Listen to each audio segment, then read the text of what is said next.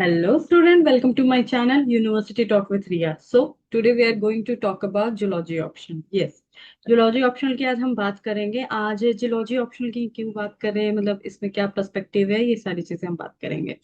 सबसे पहले कि ये zoology optional कौन ऑप्ट करते हैं। तो अगर आप किसी भी सिविल सर्विसेज के एग्जामिनेशन की तैयारी कर रहे हैं या फिर स्टेट सर्विसेज के एग्जामिनेशन की तैयारी कर रहे हैं, तो उसके मेंस पोर्शन में एक ऑप्शनल आपको चूज करना होता है। इनफैक्ट अगर आप फॉरेस्ट सर्विसेज की तैयारी कर रहे हैं तो उसमें आपको दो ऑप्शनल चुनने होते हैं। और अगर आपने ऑप्शन में जूलॉजी को ऑप्ट किया है तो ये वीडियो आज आपके लिए ही है। तो कौन कौन से एग्जामिनेशन की मेनली हम बात कर रहे हैं, हम लोग बात कर रहे हैं यूपीएससी, सीएससी एग्जामिनेशन की, फॉरेस्ट सर्विसेज एग्जामिनेशन की। उसके अलावा कोई भी स्टेट पीसीएस की हम लोग बात करेंगे। ठीक है, ये सारे एग्जामिनेशन के रिलेवेंट हम लोग ऑप्शनल के बारे में बात करेंगे। तो देखिए, आईएफएस में आपको दो ऑप्शनल चुनने होते हैं। तो अगर आप एक जूलॉजी ले रहे हैं तो आप साथ में फॉरेस्ट ले सकते हैं, बॉटनी ले सकते हैं, chemistry, physics, what ever you like, ये आप ले सकते हो। तो हमने ये देख लिया कि किस तरह से किन एग्जामिनेशन के बारे में ये वीडियो है। अब हम लोग जानते हैं कि एग्जैक्टली इस वीडियो में हम लोग क्या क्या बातें करेंगे। तो हम लोग इस वीडियो में मेनली बात करने वाले हैं मार्क्स डिस्ट्रीब्यूशन की, यानी जो आप ऑप्शन लेने वाले हैं उसमें पेपर डिस्ट्रीब्यूशन कैसे हुआ है। उसके अलावा ये क्या मार्क्स कंटेन कर रहा है, और भी कुछ बेसिक बातें, किस तरह से सेक्शंस डिवाइडेड है, ये सब। उसके अलावा मैं एक पेपर का ओवरव्यू भी आपको दूंगी, यानी एक पेपर दिखाऊंगी जिसमें आप देख पाइएगा कि किस तरह से जो भी मैंने मार्क्स डिस्ट्रीब्यूशन में आपको समझाया है, पेपर को समझाया है, वो उसी तरह का है या नहीं है, ये भी हम देख लेंगे। साथ ही में इस वीडियो में हम लोग बात करेंगे सिलेबस की। सिलेबस में आपको जो हमारे क्वेश्चंस है जूलॉजी ऑप्शन ऑप्ट करने के बाद, उसके बारे में हम लोग सारी डिटेल्स बात करेंगे। उसके अलावा लास्ट में आपके लिए एक सरप्राइज रहने वाला है। यस, सरप्राइजिंग, सही सुना है आपने। ये बहुत ही इम्पोर्टेंट है। इनफैक्ट मैं बोलूंगी कि इस पूरे वीडियो में सबसे इम्पोर्टेंट हिस्सा रहने वाला है। आप क्या कैसे क्या कीजिएगा, ये सारे क्वेश्चंस का आंसर आपको इस सरप्राइज वीडियो में ही मिलेगा। ठीक है, यानी सरप्राइज सेक्शन में मिलेगा। चलिए, तो हम लोग सबसे पहले बात करते हैं अपने मार्क्स डिस्ट्रीब्यूशन की। क्या कि हम लोग बात कर रहे हैं पेपर में मार्क्स डिस्ट्रीब्यूशन कैसे होता है। ठीक है, चलिए। हाँ, तो हम लोग देखते हैं मार्क्स डिस्ट्रीब्यूशन के टाइम पे कि जो हमारा पेपर है इसमें मेनली दो सेक्शंस होते हैं। जो हमारा पेपर है वो दो पेपर होते हैं एग्जैक्टली, पेपर वन और पेपर टू। ठीक है, यानी हम लोग जब भी एग्जामिनेशन देंगे हमें दो पेपर के एग्जामिनेशन देने हैं। ये पेपर जो है कितने कितने देर के होंगे, ये होंगे आपके 3 आवर्स के पर पेपर। ठीक है, उसके अलावा ये मार्क्स कितना कंटेन करते हैं, ये 250 मार्क्स ईच पेपर, यानी टोटल आपका जो हो जाता है वो हो जाता है 500 मार्क्स। ठीक है, यानी ह्यूज मार्क्स कैरी कर रहा है। और ये आपके लिए बहुत इंपॉर्टेंट है क्योंकि जीएस में के बाद और इसके एडिशनल मार्क्स करने के बाद ही आप डिसाइड, मतलब इसके 1 और 2 मार्क्स के वजह से आप लिस्ट के अंदर और लिस्ट के बाहर हो सकते हैं। तो आई होप आप समझ रहे होंगे जूलॉजी ऑप्शन अगर आपने ऑप्ट किया है तो।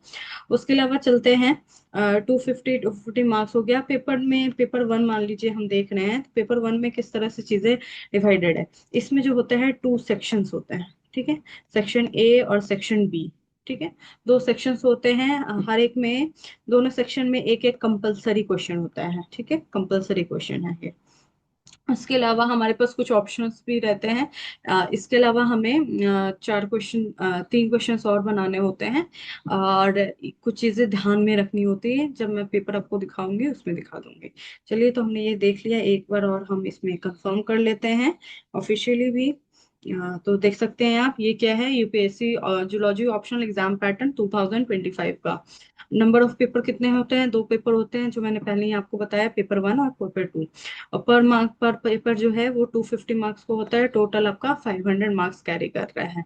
फिर पेपर स्ट्रक्चर पे हम जाते हैं, तो ईच पेपर में दो सेक्शन है, section A, section B. Number of question कितना होंगे, टोटल क्वेश्चन तो 8 होंगे आपको, जिसमें से आपको चार चार ईच सेक्शन में दिया हुआ रहेगा। कंपलसरी क्वेश्चंस रहते हैं, सेक्शन वन का क्वेश्चन नंबर 1 और सेक्शन टू बी का क्वेश्चन नंबर 5, दोनों पेपर में। मतलब एक ही पेपर के अंदर दो सेक्शंस डिवाइड रहते हैं।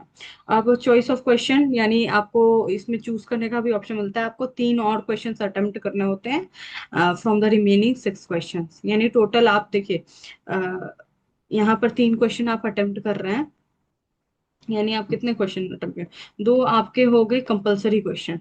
ठीक है, ये आपके क्या हो गए हैं, कंपलसरी क्वेश्चन हो गए। उसके अलावा आप कौन से तीन क्वेश्चन चूज करके आप बना रहे हैं, यानी टोटल आपको पांच क्वेश्चंस बनाने हैं। ठीक है, तो इस बात का आप ध्यान रखिएगा। उसके अलावा हमारा टाइम अलॉटेड कितना है, 3 आवर है ईच पेपर के लिए। ठीक है, अब इसके बाद मैं आपको सबसे पहले पेपर दिखा देती हूँ। चलिए पेपर देख लेते हैं। देखिए ये जो पेपर है ये है 2024 का। ठीक है, पूरा कलर हम बताएंगे। ये है 2024 का पेपर। ठीक है, इसमें हम लोग देखेंगे, ये हम लोग पेपर वन देख रहे हैं। जैसे मैंने आपको पहले ही बताया था, दो पेपर होने वाले हैं, पेपर वन और पेपर टू। ठीक है, और पेपर वन और टू में ये देख सकते हैं, आगे में हमारे कुछ इंस्ट्रक्शंस दिए हुए हैं, वो भी आप पढ़ लीजिएगा। इसमें आप ये देख सकते हैं, यहाँ पर इंपॉर्टेंट नोट करने वाली बात है, देयर आर 8 क्वेश्चंस। जैसे मैंने बताया टोटल 8 क्वेश्चन है, दो सेक्शन में डिवाइडेड है, हिंदी इंग्लिश दोनों में प्रिंटेड है।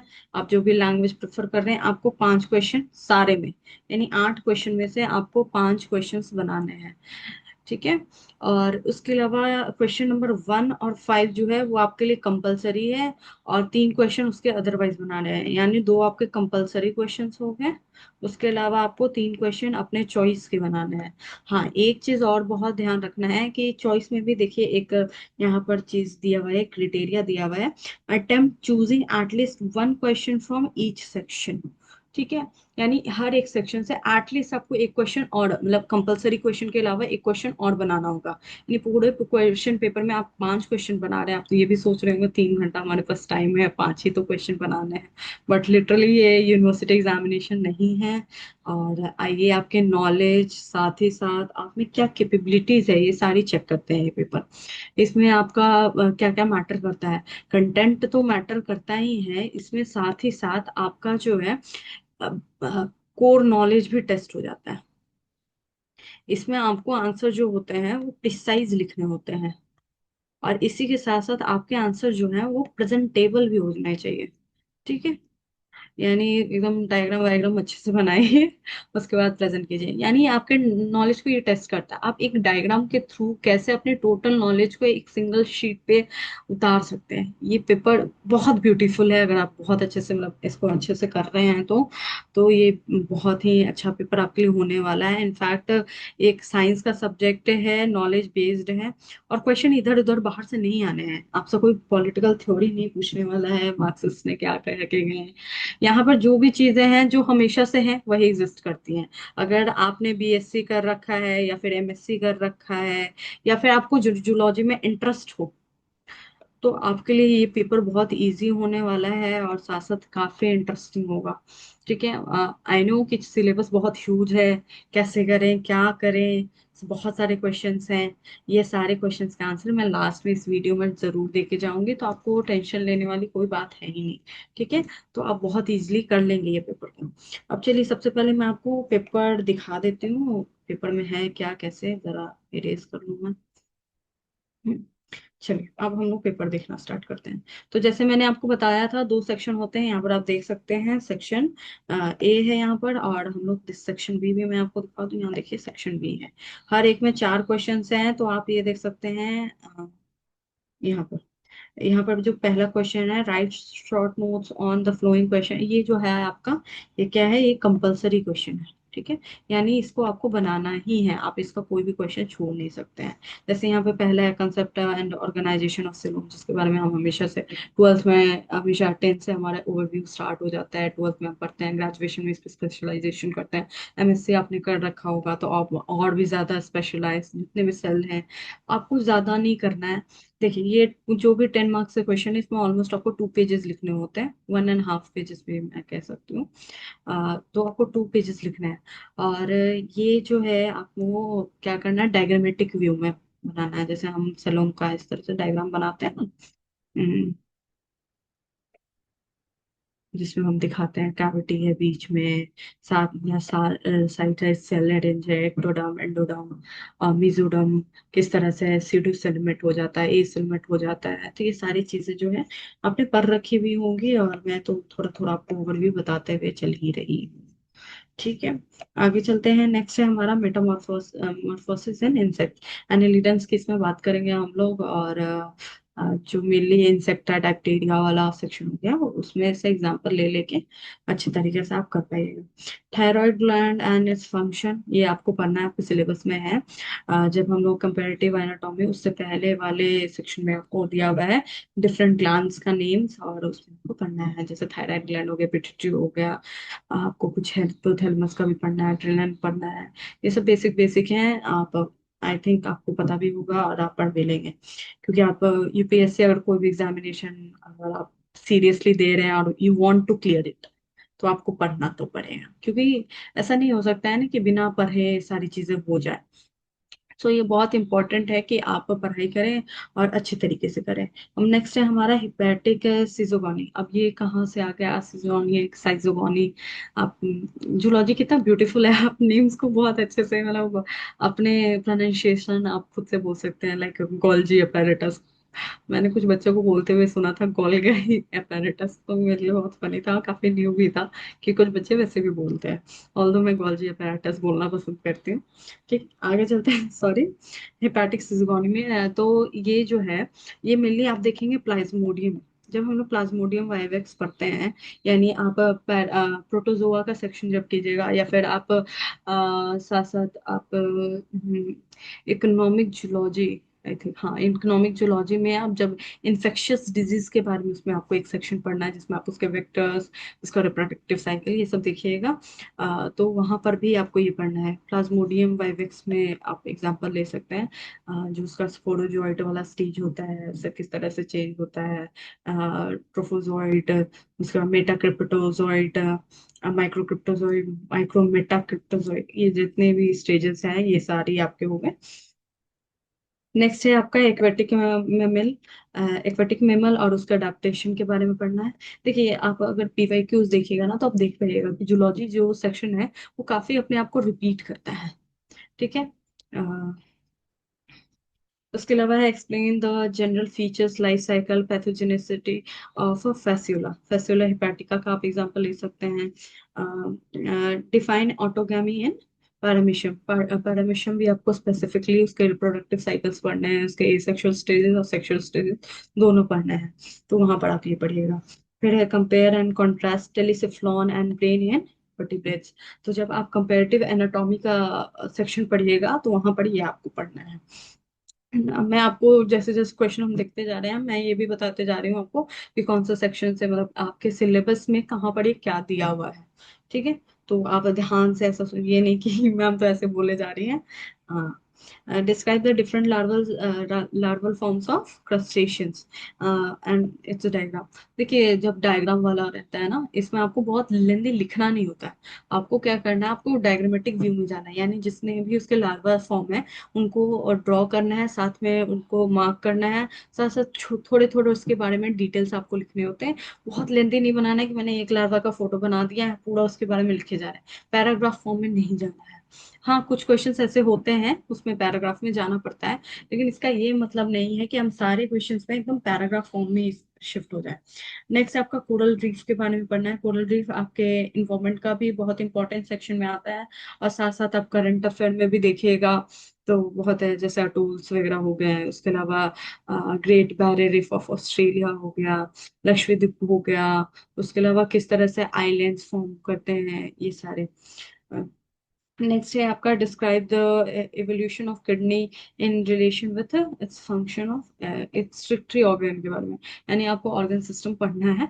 ठीक है, आपका एक सेक्शन फिजियोलॉजी में भी है, और साथ साथ यहाँ पर तो एवोल्यूशन की बात की है, ये भी आपके कंपैरेटिव एनाटॉमी में है। ठीक है, जिसमें आपको मेटानेफ्रिटी या ये सब के बारे में पढ़ना है। give an illustrated account of integuments and its derivatives in vertebrates with suitable diagram। देखिए ये बहुत इंपॉर्टेंट क्वेश्चन है, मैंने इसका एक वीडियो भी डाला था इंटेगमेंट्स करके, जो थोड़ा लेंदी भी हो गया था, काफी बच्चे उसको छोड़ देंगे। आप देख सकते हैं 20 मार्क्स में ये आपसे ये क्वेश्चन पूछ रहा है, तो आप समझ सकते हैं कि कितना इम्पोर्टेंट है सारा कुछ।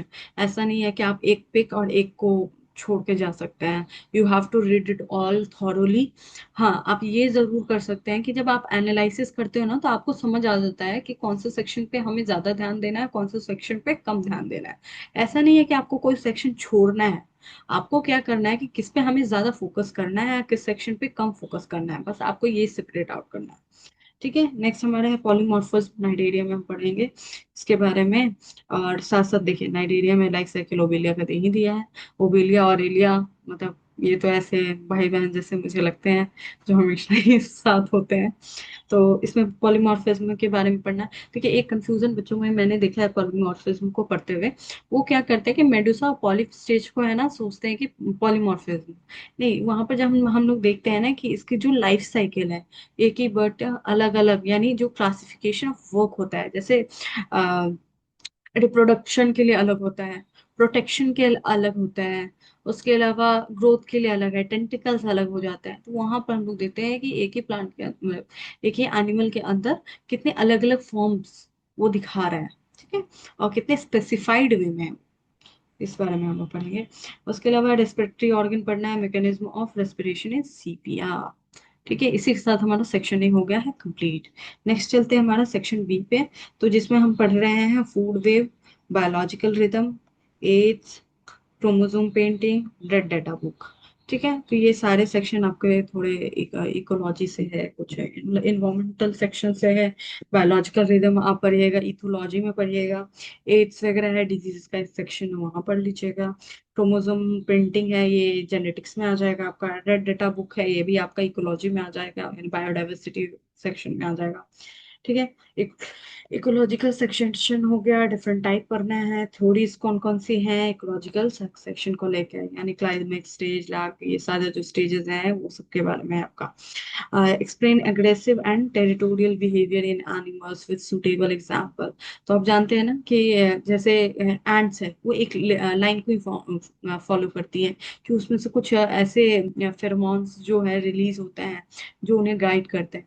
क्वींस, जो बी हाइव होता है उसमें जितने भी बीज हैं, किस तरह से उनका क्लासिफिकेशन है, उनका एक बिहेवियर है, पैटर्न है, किस तरह से जो क्वीन रहती है वो लीड करती है, ड्रोन्स की डेथ हो जाती है, ये सारी चीजें टेरिटोरियल, यानी आप एक बी हाइव के अंदर किस तरह से वो अपने अपने टेरिटोरी को डिवाइड कर लेते हैं, ये सारी चीजें। उसके अलावा इसमें तो अगर आप टेरिटोरियल बिहेवियर के अलावा पढ़ रहे हैं एनिमल्स में, तो आप इसमें एग्जांपल्स में आप टाइगर हो गया, लायन, कैसे वो अपने एरिया को मार्क करते हैं। सबसे इजी एग्जांपल डॉग्स को आप देखते होंगे अपने एरिया में, आप देखिएगा एक डॉग जो है वो दूसरे के एरिया में नहीं जाता है, और वो अपना एक टेरिटोरियल बाउंड्री सेट कर देते हैं। अगर उनके बाउंड्री में कोई भी आता है तो उससे वो बहुत एग्रेसिव साउंड करते हैं। तो ये सारा रिलेशन जो है हम लोग यहाँ पर पढ़ेंगे, ये मेनली आपका सेक्शन है इथोलॉजी का, जिसको हम लोग स्पेशली कहते हैं एनिमल बिहेवियर, मतलब इस पोर्शन का नाम ही है। इसकी एक दो बहुत अच्छी किताबें हैं जो पढ़िएगा तो बहुत मतलब इंटरेस्टिंग है। जैसे एक क्वेश्चन प्रीलिम्स में आया था बी डांस के ऊपर। ठीक है, तो वो जो बी डांस करती है वो बहुत स्पेशल रहता है, वो इस तरह से, मतलब ये इस तरह से घूम घूम के डांस करती है, वो एक बहुत स्पेशल उसके कम्युनिटी का है। तो एक बिहेवियर, वो काइंड ऑफ बिहेवियर शो करती है। ठीक है, what are the major carp of India, describe the polyculture method of rearing of major carps. तो आपको ये कल्चर्स पढ़ने हैं, जैसे एपीकल्चर वगैरह पढ़ना है, सेरिकल्चर पढ़ना है, कार्प कल्चर पढ़ना है, उसके बाद वर्मी कल्चर पढ़ना है, और भी कुछ क्वेश्चंस है। ठीक है, उसके अलावा हम लोग चलते हैं mention the causative agent and means of spread of malaria. देखिए ऊपर में क्वेश्चन था, नीचे में भी आ गया, मतलब आप ये देख रहे हैं एक ही पेपर के अंदर मल्टीपल जगह सेम क्वेश्चंस को रिपीट कर रहा है। तो आपको ये ध्यान देना है। ठीक है, आप ये मत कीजिएगा। हाँ, एक चीज बोलना चाहूंगी, मलेरिया पे है, मलेरिया पे स्टार्ट हो गया, आपको इसके डिफरेंट स्पीसीज के बारे में थोड़ा थोड़ा एक एक लाइन ही सही लिखना है जरूर। ठीक है, सिम्टम्स बताना है, डायग्नोसिस, ट्रीटमेंट और प्रिवेंटिव मेजर्स बताने हैं मलेरिया के। और सबसे यूनिक बात आप देखिए, मलेरिया के ऊपर कितने टाइम से रिसर्च हो रहा है, लेकिन आज तक एक प्रॉपर उसका मेडिकेशन फाइंड आउट नहीं हो पाया है।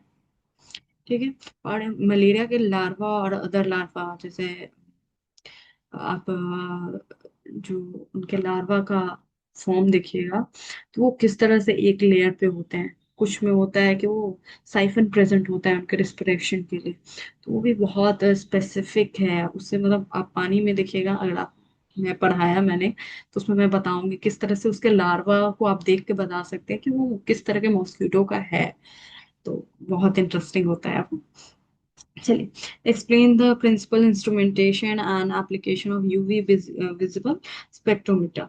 तो इस सेक्शन इंस्ट्रूमेंटेशन सेक्शन में आपको पढ़ना है, एक बायो इंस्ट्रूमेंट है, एक इंस्ट्रूमेंटेशन मेथड है। ठीक है, तो इंस्ट्रूमेंटेशन मेथड में आपको ये पढ़ना है। उसके अलावा ये है animal perceive mechanical and olfactory stimuli from the environment, ये है describe the various measures of central tendency of data and suitability, example of discuss the merit and demerit. ये उसी सेक्शन का है जिसका नाम अभी मैंने लिया था। डिफाइन पॉपुलेशन है, पॉपुलेशन का ग्राफ पढ़ना होता है, डिफरेंट स्टेजेस पढ़ने होते हैं। ये जो ग्राफ होता है ये आपको इकोनॉमिक्स में भी काम देने वाला है। And right the systematic position of an oil seed paste, यानी आपको एक पेस्ट का अलग सेक्शन पढ़ना है। जैसे शुगर केन के लिए है, शुगर केन के लिए आपको पढ़ना है शायद पाइरिला पोर्टोसियोला या समथिंग इसी तरह का नेम है, आई जस्ट फॉरगेट दैट। शायद मैंने ये पढ़ाया भी है। हम्म, तो लिखिए, इसके साथ ही हमारा सेक्शन हो गया है कंप्लीट। अब चलिए, ये मैम आपने सेक्शंस तो बता दिए, अब इसमें है क्वेश्चन किस तरह से करना। अब देखिए, यहाँ से ए से लेकर आप देख सकते हैं यहाँ पर ई तक। ठीक है, यानी ये दूसरे पेड़ से मैं कर दूँ, दूसरे ले चलती हूँ आपको। ये यहाँ से लेकर यहाँ तक जो है ये है आपका कंप्लीट सेक्शन। तो ये क्वेश्चन हो गया, क्वेश्चन नंबर 1। अब मान लीजिए इसमें से आप देखिए, हर एक क्वेश्चन के अंदर, इसको मैं हटा देती हूँ, ये देख रही क्वेश्चन नंबर 2 स्टार्ट है, क्वेश्चन 2 के अंदर 3 क्वेश्चन है, क्वेश्चन नंबर 3 के अंदर 3 क्वेश्चन है, क्वेश्चन नंबर 4 के अंदर 3 क्वेश्चन है। तो आपको टोटल क्वेश्चन पूरे पेपर में 5 बनाने हैं। तो 2 क्वेश्चन तो हमारे कंपलसरी हो गए। तो मान लीजिए मुझे आता है इसमें से, मैंने मान लीजिए मैंने क्वेश्चन नंबर 3 को बनाया, तो हमारे 2 क्वेश्चन कंप्लीट हो गए, क्वेश्चन नंबर 1 और क्वेश्चन नंबर 3। अब हम लोग गए पेपर 2 में। पेपर 2 में क्वेश्चन नंबर 5 जो है ये कंपलसरी है। तो 3 क्वेश्चन हो गए। अब मान लीजिए इसमें से मैंने बना लिया 6 और बना लिया मैंने 8, 5 क्वेश्चन कंप्लीट। तो इस तरह से आपको बनाना है। हाँ, ये आप एकदम नहीं कर सकते कि पहले सेक्शन से सिर्फ आपने नंबर 1 क्वेश्चन बनाया और छोड़ दिया, आप हम डायरेक्ट सेक्शन बी पे आ गए, तब आपको मार्क्स नहीं मिलेंगे। इट्स कंपलसरी कि आपको हर एक सेक्शन से एक कंपलसरी क्वेश्चन और एक अदर क्वेश्चन बनाना ही है। तो चलिए, ये वीडियो थोड़ी सी लंबी हो गई है मुझे लगता है। ठीक है, तो इसके आगे हम लोग देखने वाले थे, हम लोग ये सिलेबस देखने वाले थे। और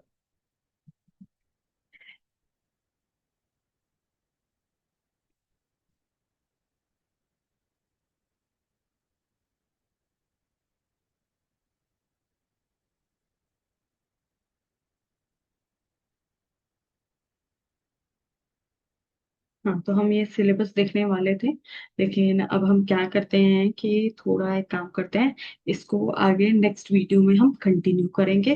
ठीक है, नेक्स्ट वीडियो में आपका सरप्राइज भी मैं आपको पहले डिस्क्लोज कर दूं। ठीक है, क्योंकि आप भूलिएगा मैम आपने बोल तो दिया सरप्राइज है, सरप्राइज बताया नहीं। तो 2 सेक्शन हमारे बच जाते हैं। तो वो हमारे 2 सेक्शन कौन से बचे हैं? ठीक है, एक हमारा बच्चा है सिलेबस, जो कि बहुत बहुत ज्यादा इम्पोर्टेंट है। वही डिसाइड करेगा कि हम आगे क्या, कैसे, क्यों, सब कुछ करने वाले हैं। ठीक है, इसके बाद हमारा बच जाता है क्या? सरप्राइज। सरप्राइज में मैं आपको एक स्पेशल गिफ्ट देने वाली हूँ। अब ये गिफ्ट है क्या? देखिए, सबसे बड़ा क्वेश्चन आता है कि ये जो पूरा प्रोसेस है उसके हमें करना क्या है, यानी व्हाट। क्वेश्चन यही आता है ना, कोई भी चीज ले लेते हैं तो उसका करना क्या है, हाउ, कैसे करना है, टाइम कितना लगने वाला है, अब प्रोसेस है क्या। ठीक है, यही मेन क्वेश्चन आई थिंक होते हैं। अगर इसके अलावा आपका कोई भी क्वेश्चन हो आप पूछ सकते हैं मुझसे। ठीक है, व्हाट यानी क्या करना है, क्या करना है और कितना करना है। ठीक है, यानी पोर्शन डिसाइड जो हम करते हैं क्या, तो उसका आंसर है हमारा सिलेबस। ठीक है, और हाउ कैसे करना है वो मैं आपको बताऊंगी। यानी ये मैं आपको इसके लिए दूंगी एक टाइम टेबल। यस, यही आपका सरप्राइज होने वाला, क्योंकि बहुत हेक्टिक हो जाता है कि मैम कितना पोर्शन कितने टाइम में करें, कुछ पता ही नहीं चल रहा है और सेग्रीगेट कर ही नहीं पा रहे हैं कि कितने सेक्शन को किस तरह से करें हम। ठीक है, उसके अलावा टाइम कितने लगने वाला है, तो हम दिसंबर तक का 6 मंथ का टाइम लेंगे। ठीक है, 6 मंथ का टाइम क्यों मैम? प्रीलिम्स आप जानते हैं कि हमारा जो है वो होता है मई में, और इसकी तैयारी में हम लग जाते हैं जनवरी से, और फुल फ्लेज्ड हम फरवरी से लग जाते हैं। तो हम पूरा कोशिश करें कि 6 मंथ में हमारा पोर्शन भी हो जाए और थोड़ा रिवीजन भी हो जाए। तो मान लीजिए हम बहुत मैक्सिमम टू मैक्सिमम जान मिड तक हम करेंगे अपनी ऑप्शन की तैयारी। और साथ साथ ये प्रोसेस क्या है कैसे है, तो प्रोसेस को करने का तरीका मैं बताऊंगी आपको जब मैं ये टाइम टेबल दूंगी। ठीक है, यानी एक प्रॉपर मैं टाइम अरेंज करके आपको दूंगी कि कौन सा सेक्शन किस तरह से करना है।